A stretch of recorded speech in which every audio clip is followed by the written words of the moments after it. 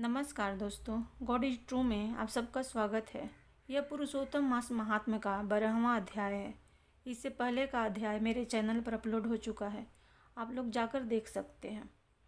नारद जी बोले, जब भगवान शंकर चले गए तब हे प्रभु, उस बाला ने शोक कर क्या किया, सो मुझ विनीत को धर्म सिद्धि के लिए कहिए। श्री नारायण बोले, इस प्रकार राजा युधिष्ठिर ने भगवान कृष्ण से पूछा था। सो भगवान ने राजा के प्रति जो कहा सो हम तुमसे कहते हैं, सुनो। श्री कृष्ण बोले, हे राजन, इस प्रकार जब शिव जी चले गए तब वह बाला प्रभावित हो गई और लंबे श्वास लेती हुई बड़ी डरी और वह कृशोदरी अश्रुपात पूर्वक रोने लगी। हृदय अग्नि से उठी हुई ज्वाला से जलते हुए अंग वाली वह तपस्विनी कन्या वनाग्नि से जले हुए पत्ते वाली लता की तरह हो गई। दुख और ईर्ष्या को प्राप्त उस कन्या का बहुत समय व्यतीत हो गया।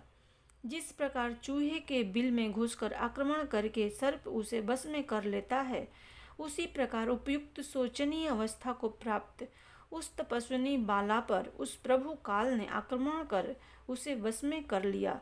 वर्षा ऋतु में मेघ से घिरे हुए आकाश में बिजली चमक कर जैसे नष्ट हो जाती है, उसी प्रकार तपस्या से जले हुए पाप वाली वह कन्या अपने आश्रम में मर गई।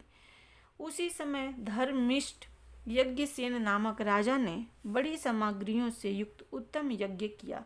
उस यज्ञ कुंड से स्वर्ण के समान कांति वाली एक लड़की उत्पन्न हुई। वही कुमारी द्रुपद राज की कन्या के नाम से संसार में विख्यात हुई। पहले जो मेधावी ऋषि की कन्या थी, वही सब लोकों में द्रौपदी नाम से प्रसिद्ध हुई।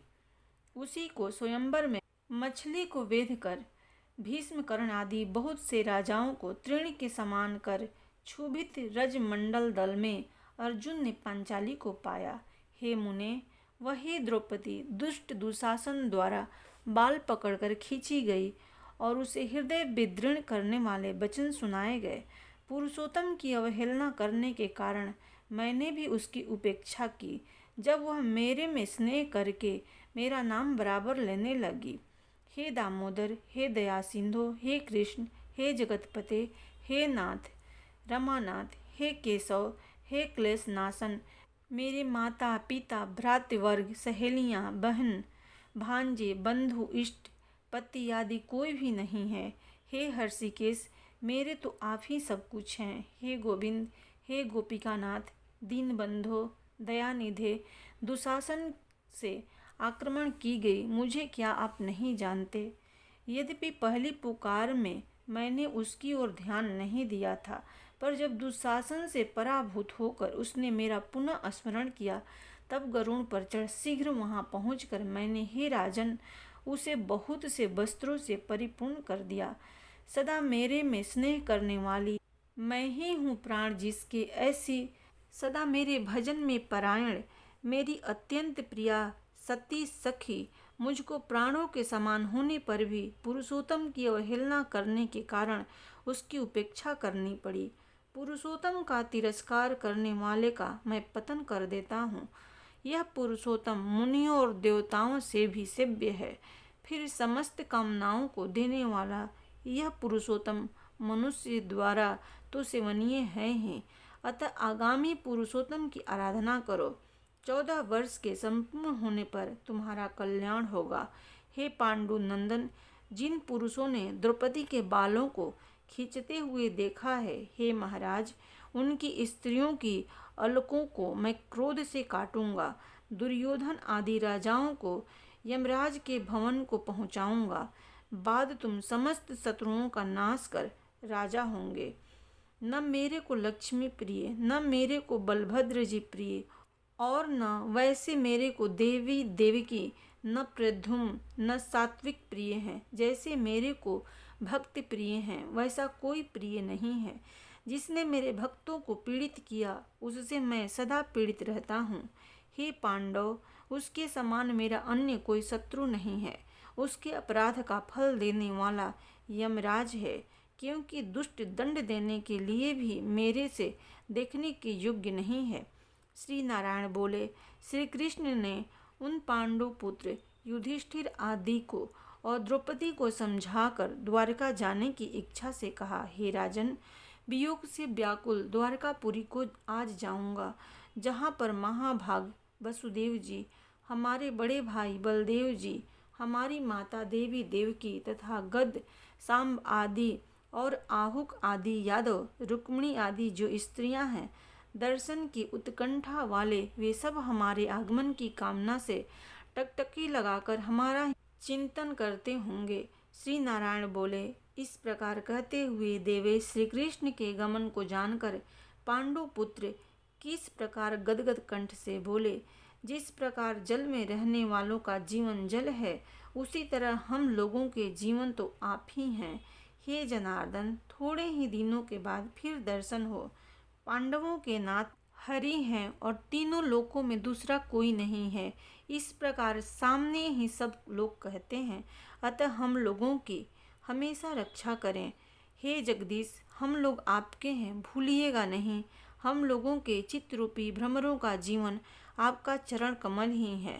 आप ही हमारे आधार हैं, इसलिए बारंबार हम सब प्रार्थना करते हैं।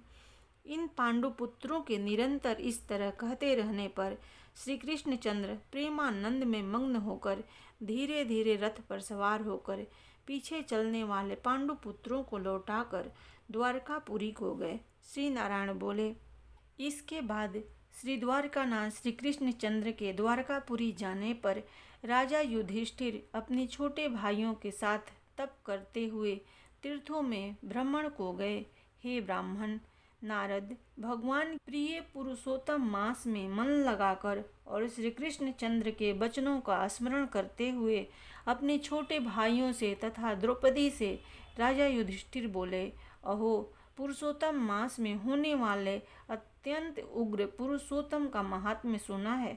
पुरुषोत्तम भगवान के पूजन किए बिना सुख किस तरह मिलेगा। इस भारतवर्ष में वह धन्य है, वह पूज्य है, वही श्रेष्ठ है जो अनेक प्रकार के नियमों से पुरुषोत्तम भगवान का पूजा अर्चन किया करता है। इस तरह समस्त तीर्थों में भ्रमण करते हुए पांडु पुत्र पुरुषोत्तम मास के आने पर विधि पूर्वक व्रत करने लगे। हे मुने, नारद व्रत के अंत में 14 वर्ष के पूर्ण होने पर श्री कृष्ण भगवान की कृपा से अतुल निष्कंटक राज्य को प्राप्त किए। पूर्व काल में सूर्यवंश में होने वाला धृढ़धन्वा नाम का राजा पुरुषोत्तम मास के सेवन से बड़ी लक्ष्मी, पुत्र पौत्र का सुख और अनेक प्रकार के भोगों को भोग कर योगियों को भी दुर्लभ जो भगवान का बैकुंठ लोक है, वहाँ गया। हे मुनि श्रेष्ठ नारद, इस पुरुषोत्तम मास के अतुल महात्म्य को करोड़ों कल्प समय मिलने पर भी मैं कहने को समर्थ नहीं हूँ। सुत जी बोले, हे विप्र लोग, पुरुषोत्तम मास का महात्म्य कृष्णदेवपायन व्यास जी से मैंने सुना है, तथापि कहने को मैं समर्थ नहीं हूँ। इस पुरुषोत्तम मास के अखिल महात्म्य को स्वयं नारायण जानते हैं या साक्षात वैकुंठवासी हरि भगवान जानते हैं, परंतु ब्रह्मादि देवताओं से नमस्कार किए जाने वाले है चरण पीठ जिनके, ऐसे गोलोकनाथ श्री कृष्ण चंद्र भी अपनाए हुए पुरुषोत्तम मास का संपूर्ण महात्म्य नहीं जानते हैं, तो मनुष्य कहाँ से जान सकता है। इति बृहद नारदीय पुराणे पुरुषोत्तम मास महात्म्य 12वां अध्याय। प्रेम से बोलो विष्णु भगवान की जय, श्री कृष्ण भगवान की जय।